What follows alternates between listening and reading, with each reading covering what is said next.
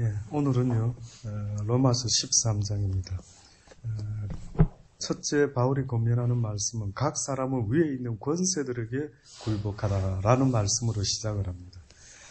이 세상을 살다 보면 우리가 잘 아는 것처럼 그 질서와 또한 권세라는 게 있습니다. 모든 질서를 위한 그 권세들이 다 존재하고 있는데, 하나님은 오늘 바울은 뜻밖에도 각 그 사람들은 위에 있는 권세들에게 굴복하라. 권세는 하나님께로 나지 않음이 없나니 모든 권세는 다 하나님이 정하신 바라. 권세에게 복종하라는 겁니다.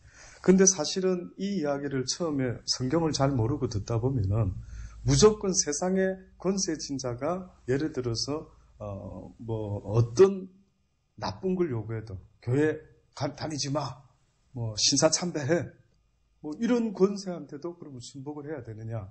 지금 이렇게 또 이해를 하는 경우가 있습니다. 그러니 성경을 읽을 때는요, 지금 무엇 때문에 이런 표현을 쓰고 계신가 하는 그 의미를 파악을 못하면은 꽝입니다.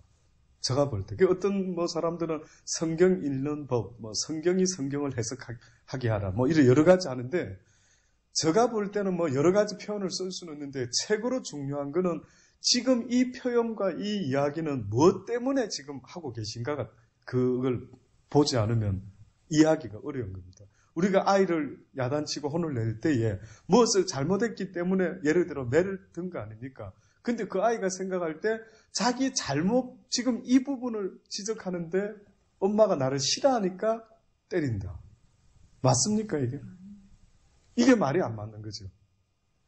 그러니 지금 엄마가 널 싫어하는 것이 아니라 지금 네가 무슨 일을 했기 때문에 엄마가 지금 야단을 치고 있는지 이해를 못하겠나 하고 이해를 시켜줘야 되죠.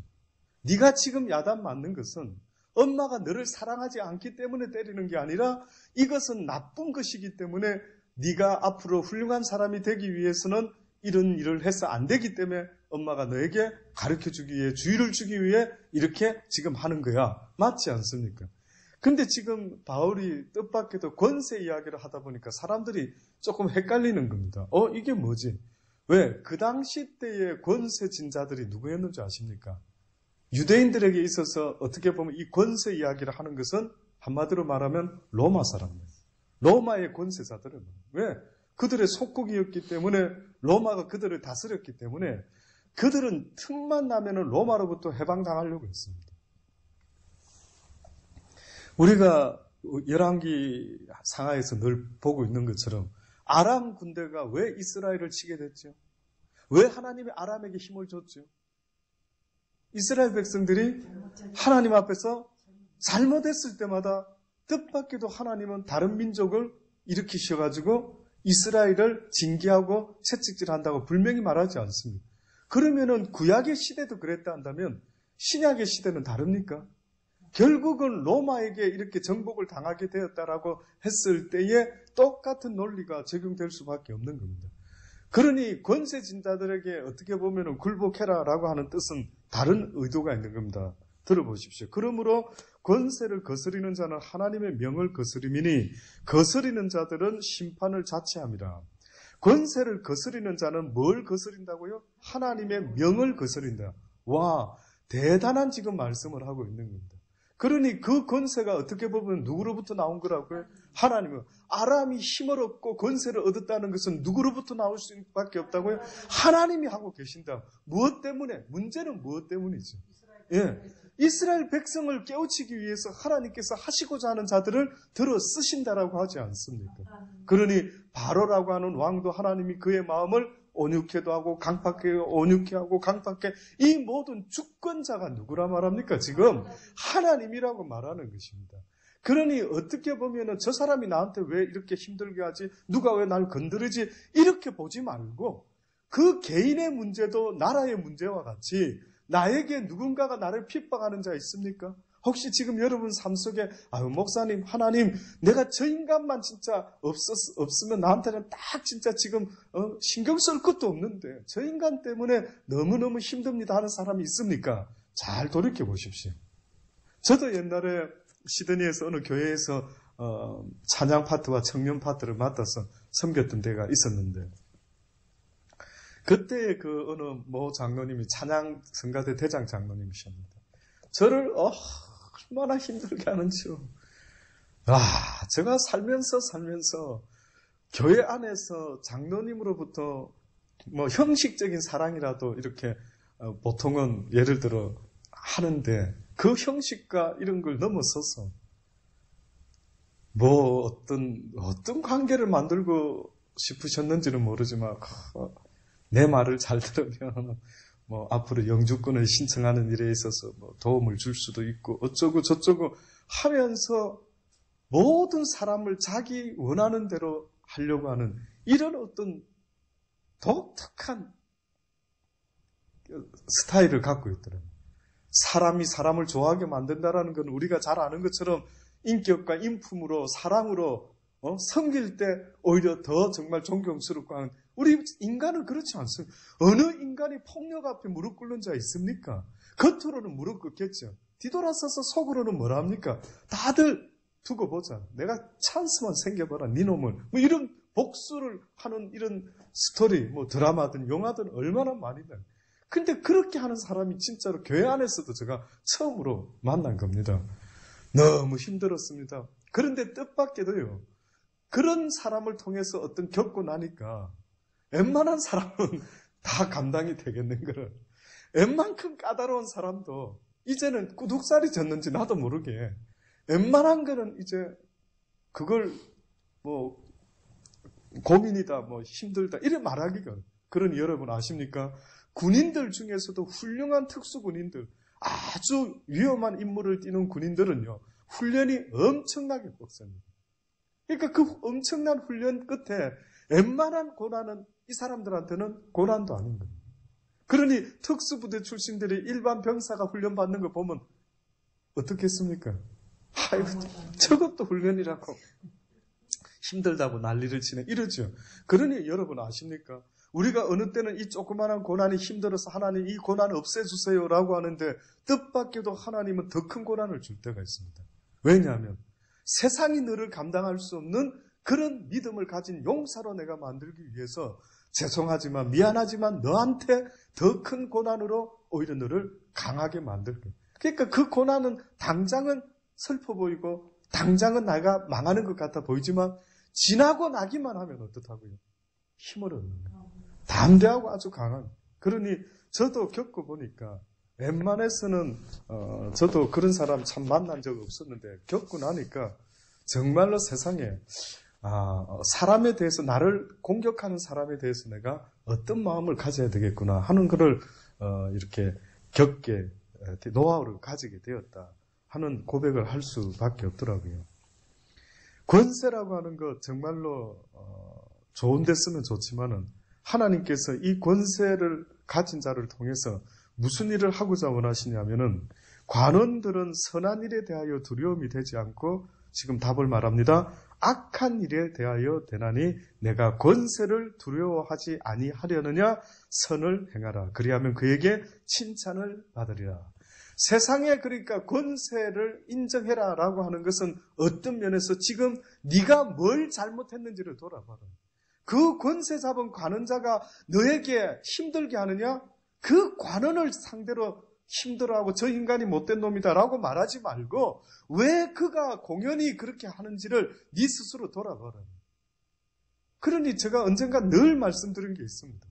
제발 사람을 상대하지 말아라. 사람을 그만 상대하고 환경을 그만 상대해라. 모든 환경과 사람의 배후에 역사하는 권세자가 계신데 진정한 권세자는 누구겠습니까? 하나님입니다. 인정하시고 고백하실 수 있기를 주의 이름으로 권면합니다. 인정하십시오. 인정할 거는 그냥 딱 먼저 전제해야 될 불변의 진리는 인정해란 말입니다. 내가 스스로 인생 시작한 거 아니지 않습니까? 내가 스스로 태어나고 싶어 태어난 것 아니지 않습니까? 이미 세상은 시작되었지요. 그러니 누군가가 이 세상을 지으시고 나를 또한 지으셨는데 그분이 지금 나에게 진리를 가르쳐 주기 위하셔서 나에게 무엇을 말씀하고 있느냐면 너희가 나를 따라오거든 이 땅에서 육을 가지고 나를 섬기는 삶을 살기를 원하면은 너희가 너를 부인하고 너희의 십자가를 지고 나를 따르라는. 어떤 고난과 어려움 속에도 그 십자가를 벗으려고 하지 말고 오히려 잘 지고 순종함으로 오다가 죽으면 죽으리라 해라는 거예요. 죽으면 산다 이거예요. 죽지 않으려고 너무 애쓰지 말고 그러니까 힘든 거는 내가 안 죽어보려니까 힘듭니다. 아시죠? 죽으려고 딱 생각하면 힘들까요? 뭐 부담 덜 될 부담 네가 나 죽이려고요? 죽으면 그 어떤 사람 그러더라고요. 뭐 한 번씩 어떤 영화에 보면은 나는 천주교인인데 뭐 나는 너무 지금 이 순간이 고통스러워서 죽고 싶은데 내 스스로는 못 죽는다. 누가 나 죽여주셔야 되는데 당신이 나 좀 죽여주면 나 지옥 안 갈 것 같아. 아마 천주교에서 뭐 그렇게 말을 가르쳤는지 그 영화상에 그런 건지 스스로 자살하면 지옥 가는 거는 뭐 알고 있었더라고요. 예. 그러니까 누구 보고 죽여달라는 겁니다. 자기를. 이 환경이 너무 고통스럽다. 예. 그럼 죽여주는 사람 뭡니까? 죽여주는 사람은 지옥 가도 되고 그러면 나는 예. 그러니까 어떻게 보면은 유대인이 율법주의자들이 그러지 않습니까? 안식일에 꼼짝도 자기는 안 하는. 그러면서 이방인들 보고는 야, 나 좀 도와줘. 심부름 좀 해줘. 나 안식일이라서 지금 어디 못 가거든. 뭐 이렇게 이야기한. 심지어 안식일 유대인들이 미국에서 실제 있었는지 모르지만 엘리베이터를 타고 빌딩에 올라가는데요. 이 버튼 눌리는 것도 내 안식일에 아무것도 하면 안 되는데 7천 좀 눌려주십시오. 이랬답니다. 실제 저는 그걸 또 예화를 읽을 때 와 이게 뭐지? 그러면은 아예 걸어 나오지나 말든가 집에 하루 종일 꼼짝을 하지 않고 가만히 있든가. 이처럼 어떻게 보면은 우리의 삶의 모습이요. 하나님이 의도하시는 바는 헤아리지 못하고 이것을 말 그대로 고지 그대로 문자 그대로를 갖다가 때로는 듣다 보니까 지금과 같은 이 이야기도 오해가 생길 수가 있는. 권세한테 복종해라 하니까 어떻게 보면은 유대인들 입장에서 저 예수가 무슨 소리 하는 거예요. 권세 진 저 로마군은 우리의 원수인데 어째서 전애들에게 복종해라 말이야. 이렇게만 지금 싸울 대상으로 보고 있는. 그러나 주님이 뭐랍니까? 궁극적인 것은 모든 것 누구의 섭리 속에 있다고? 하나님의 섭리 속에 있다. 이걸 깨달으셔야 됩니다. 그러니 내 인생의 궁극적인 지금 진행되어 가고 있는 것도 제가 한번 물어볼게요. 내가 지금 잘못해서 혼자 살아야 될 거를 갖다가 결혼했다. 자, 이럴 수 있죠, 권사님. 집사님. 진짜 내 실수해서 이런 겁니까? 그때 판단을 잘못했던 겁니까? 그것부터 한번 고민을 해봐야 돼요. 많은 분들 그러지 않습니까? 쉽게. 근데 이제 이게 하나님의 뜻이겠죠가 말은 맞는데 자포자기하는 심정으로 예를 들어서 이미 지난 거, 이미 지난 거 뭐 되돌릴 수도 없고 뭐 하나님 뜻이 계시겠지요. 그러나 아직까지는 스틸 그 뜻은 잘 모르겠지만 저 속썩이는 사람이 왜 내 인생에 끼어들어가지고 나를 예를 들어 어떤 사람 그러지 않겠습니까? 그러면 과연 그렇냐 이거죠. 그러니 우리가 하나님을 믿습니다라는 그 순간부터 과거에 있어진 모든 나의 실수까지도 뭐라고요? 하나님은 실수가 없으십니다. 저는 그래 믿습니다. 저는 저 믿음은 그렇습니다. 저는 과거에는 그렇게 생각해요. 내가 그때 그러지 말고 저때 저렇게 할 걸. 결혼하지 말고 혼자 살았어야 될 걸. 애를 놓지 말았어야 될 걸. 아이고 늑동이를 왜 낳았을까.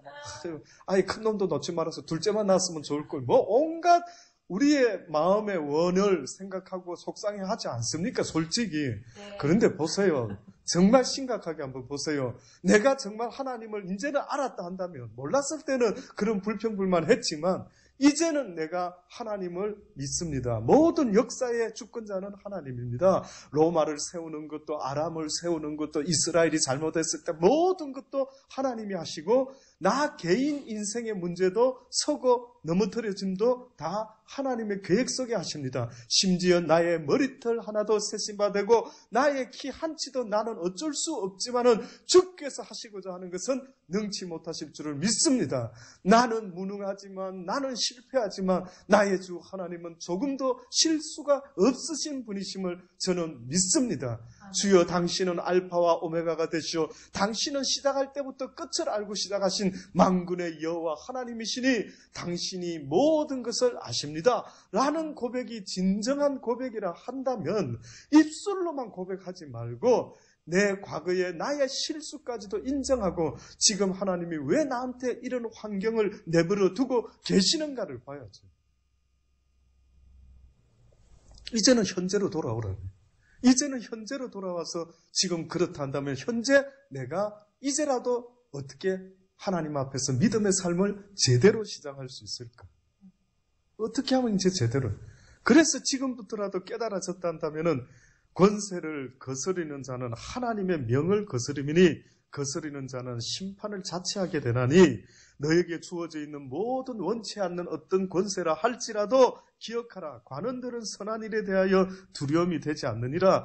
그들하고 네하고 아무 상관이 없으려면은 네가 선한 일을 하면서 살아라. 그러나 네가 만약에 악한 일에 대하여 악한 일을 하게 된다면은 내가 권세를 두려워하지 아니하려느냐. 두려워할 수밖에 없지 않겠느냐. 선을 행하라. 선한 일을 행하라. 하나님의 말씀을 행하라. 그리하면 그에게서 칭찬이 있겠고 오히려 그가 너에게 칼을 가는 자가 아니라 너에게 선물을 주는 자는 그는 하나님의 사자가 되어 내게 선을 이루는 자니라.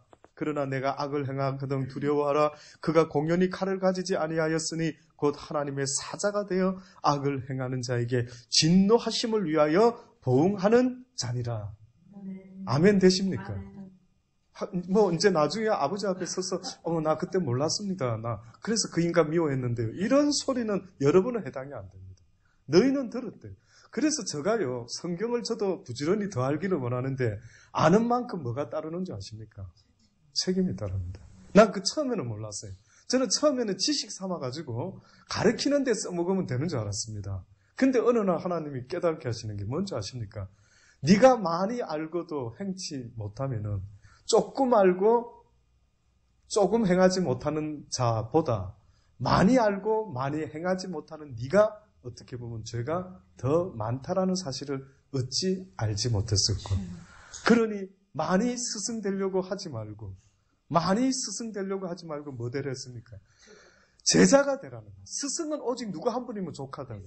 예수님 한 분이면 족. 그러니까 저도 늘 말하죠. 지금 설교하는 이 시간은 내가 한다라고 저는 생각하지 않는 거예요.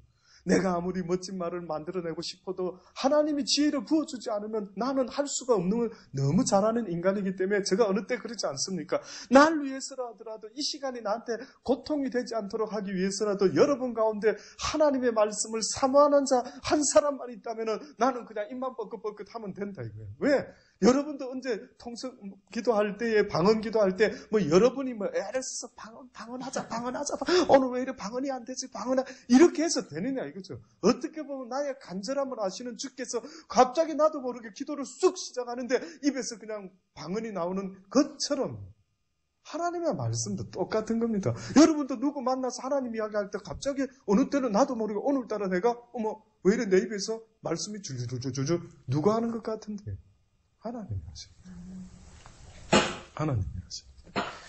그러니 많이 알았다고 하는 데 대한 책임이 저는 언젠가부터 무거워지더라고요. 그러니 어떤 면에서 보면 저는 여러분보다 십자가를 더 지고 가는 사람이라 해도 사실은 맞습니다.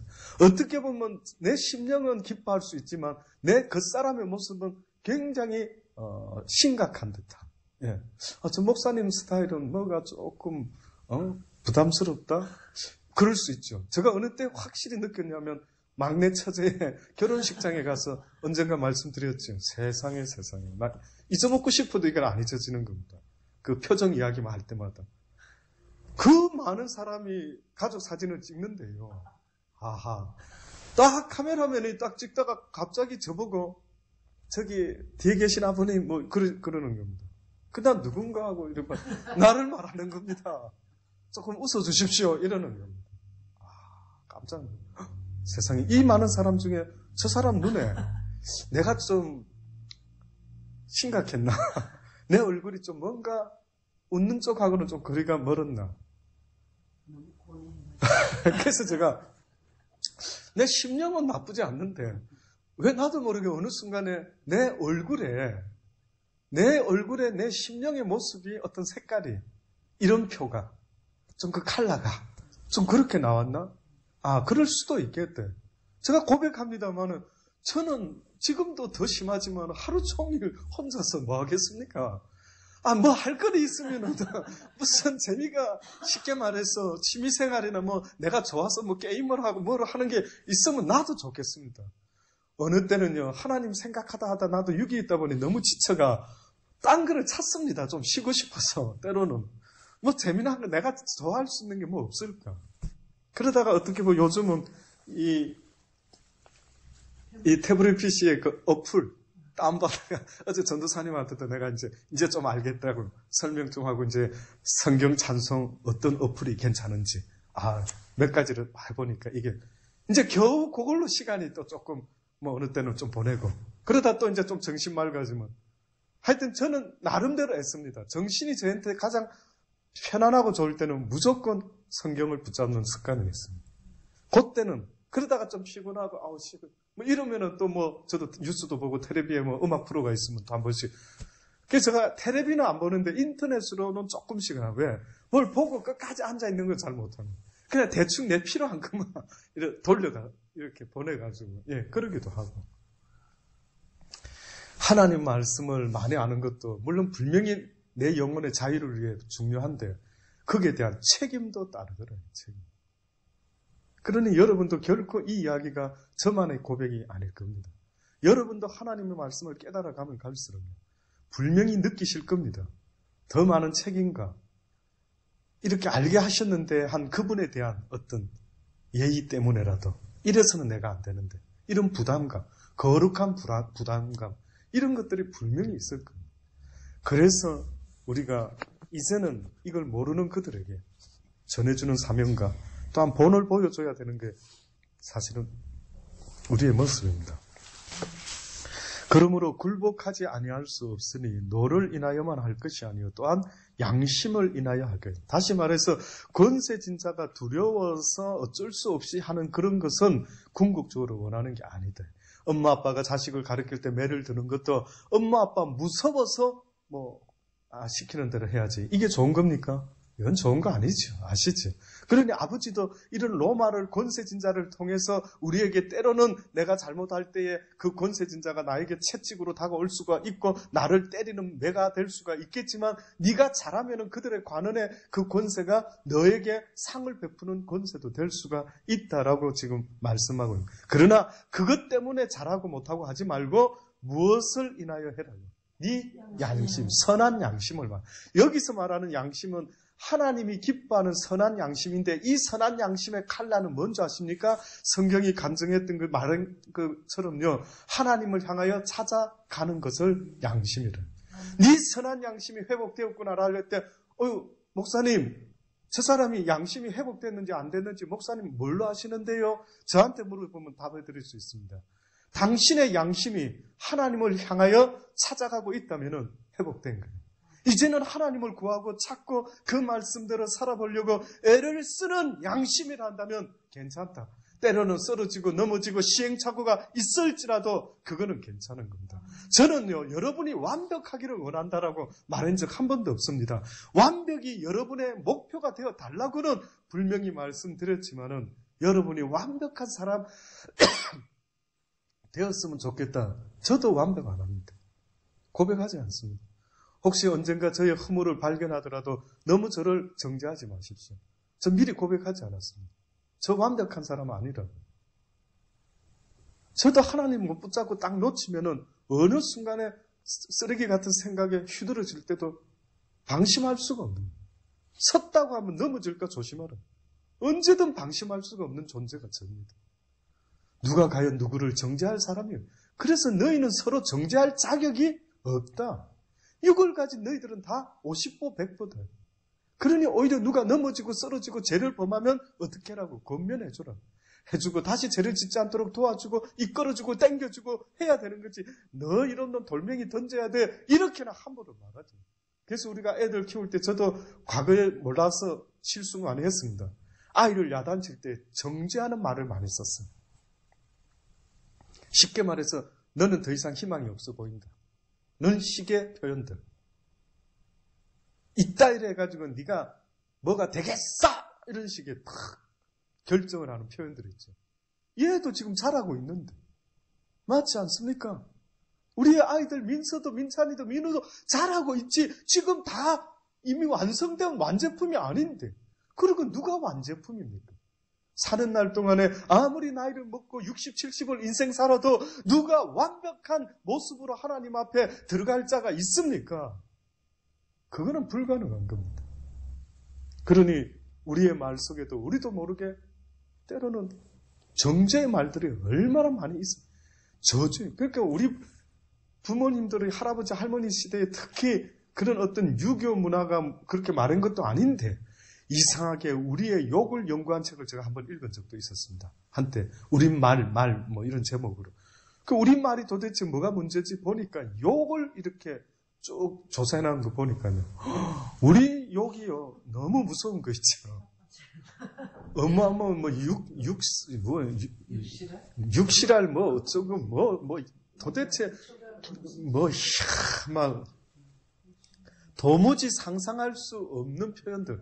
그런데 그런 욕들이요 자랄 때 아이들을 키울 때에 누구에게 그거를 써먹느냐 하면은 뜻밖에도 가장 많이 써먹는 대상이 자식한테 써먹고 있는 걸 보고 깜짝 놀랐습니다.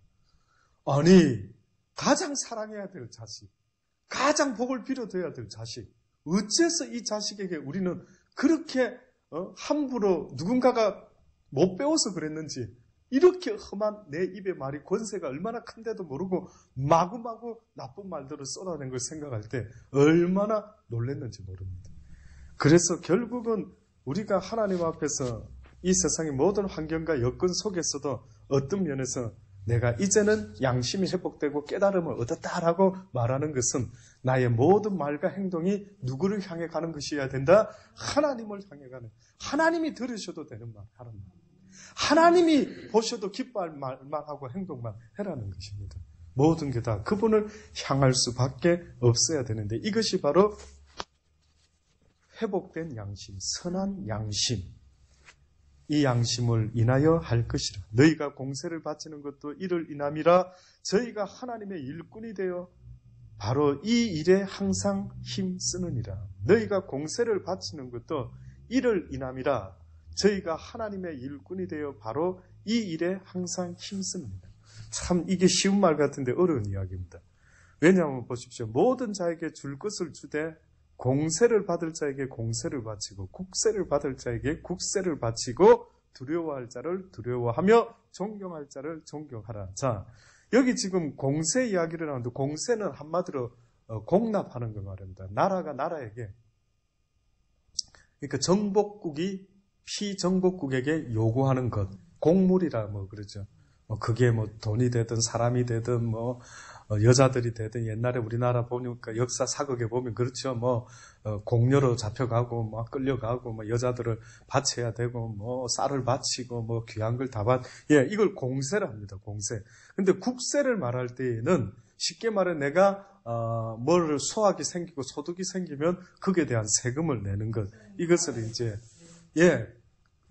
나라 살림을 위해서 백성들이 우리가 지금과 같이 세금을 내는 겁니다. 이걸 갖다가 국세라 그랬고 그 당시 때 공세는 바로 정복 당한 나라에서 정복국에게 또한 따로 이렇게 무조건 바쳐야 되는, 그들이 요구하는 거는 내 수익에 상관없이 바쳐야 되는 이런 것들이 있었던 모양. 근데 지금 보니까 뭐라고 이야기를 하느냐 하면은 모든 자에게 줄 것을 주되 공세 받을 자에게 공세 주고 국세 받을 자 국세 주고 두려워할 자를 두려워하고 존경할 자를 존경하라. 그럼 결국은 이 땅에서 있어지는 어떤 의무나 모습들, 이것을 소홀히 해라는 말일까요? 아니면 모든 것도 다 지키고 애를 쓰라는 거예요. 아시겠습니까? 예? 그러니 권사님이 예를 들어서 교회에서는 권사님이시오.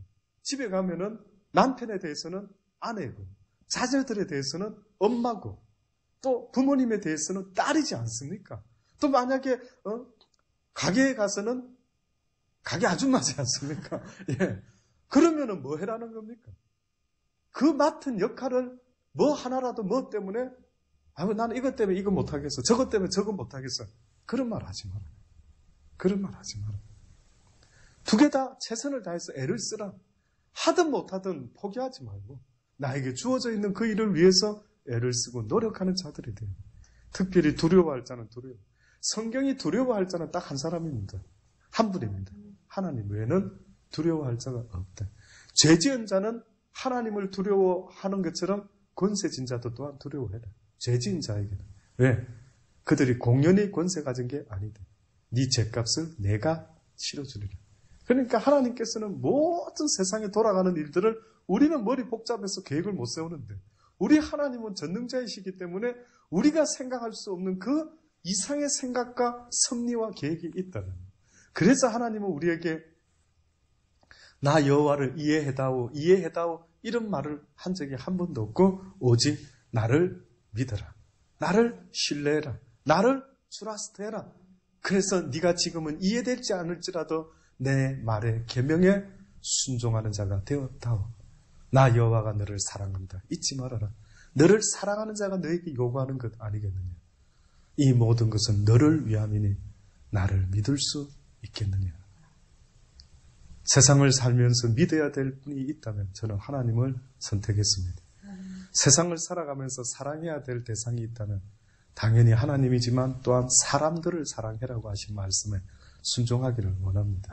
뿐만 아니라 이 세상에 네 것으로 소유해서 네가 필요로 하는 것을 쓸 수 있는 것이 있다면 사람이 아니라 하나님이 아니라 물질이 되어야 해요. 물질에 굴복하지 말고 물질을 신으로 섬기지 말고 물질은 복음을 전하는 하나의 수단과 도구로 네가 소유해야 될 대상이지 너는 물질을 섬긴다든지 물질을 사랑한다든지 해서는 안 된다라는 사실을 잊지 마시고 오늘 하루도 불명한 이 말씀을 제발 놓치지 마시기를 바랍니다. 아무리 오늘 하루 무슨 일을 하더라도 이 말씀을 지고 하는 사람과 이 말씀을 놓쳐버리고 설거지하고 이 말씀을 놓쳐버리고 장사를 하고 이 말씀을 놓쳐버리고 남편을 대하고 자식을 대할 때 죄송한데 말씀을 붙잡고 모든 일을 행하는 자와 말씀 없이 그저 그냥 할 수 없어서 하는 그러한 삶의 모습과는요 하늘과 땅 차이인 것입니다. 그러니 하나님은 네가 무슨 일을 했는지 나는 모르지만 그러나 네가 내 말을 가지고 무엇을 했든지 간에 내가 내 말을 가지고 행하는 그를 기뻐하는 걸 몰랐더냐. 목사라는 직책도 사실은 상관없는 거예요. 권사도 집사도 전도사도 모든 것. 문제는 누가 내 말을 순종하며 가지고 지키며 살아가는가 하는 것이 하나님 앞에 섰을 때 저와 여러분이 보여드려야 될 것이라는 사실을 잊지 마시고 오늘도 그 말씀으로 승리하시기를 바랍니다. 기도하시겠습니다. 좋으신 아버지 그렇습니다. 날마다 주의 말씀들을 읽을 때마다 들을 때마다 그 가운데 지켜 행하고자 하는 간절한 마음을 가질 수 있도록 은혜 베풀어 주옵소서. 아무리 세상에 수많은 논리가 있다 할지라도 저희들에게 허락하신 이 진리를 놓치지 않고 끝까지 붙잡을 수 있는 저희가 되게 하여 주옵소서. 오직 의인은 믿음으로 말미암아 살리라고 하셨습니다. 마지막에는 인내의 믿음을 가지라고 하셨습니다. 주여 인내하는 자가 복되다고 하셨사오니 끝까지 배반하지 아니하고 주의 말씀을 붙잡고 오늘 하루도 승리할 수 있도록 이끌어 주옵소서. 따르기를 원합니다. 예수님의 이름으로 감사하며 기도드리옵나이다. 아멘.